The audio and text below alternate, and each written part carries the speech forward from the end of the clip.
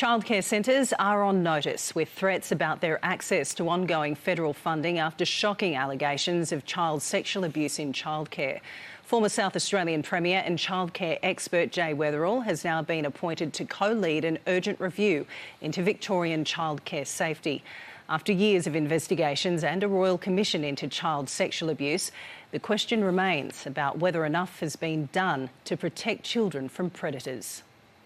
The allegations against a childcare worker who has been charged with 70 offences against 8 alleged victims have raised anguished questions about whether enough is being done across the nation to protect our most vulnerable. This is sickening and it's serious. It's not the sort of stuff we like to talk about on breakfast TV, but people can't turn away. We've got to act here.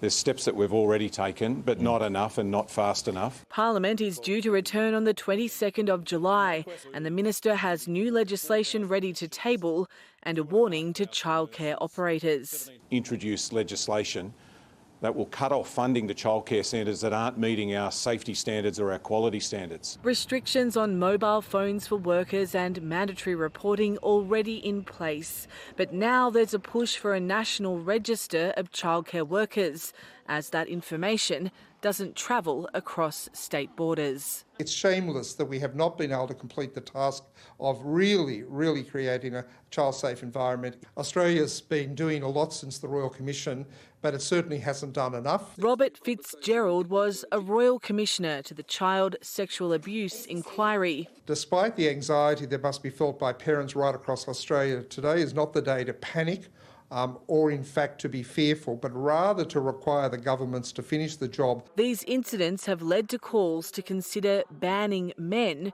from working in childcare centres. I don't think that's going to be the solution here. I think that would be a very unfortunate step to take. But making clear the working with children check isn't working. They only work for people who have already been in trouble with the law.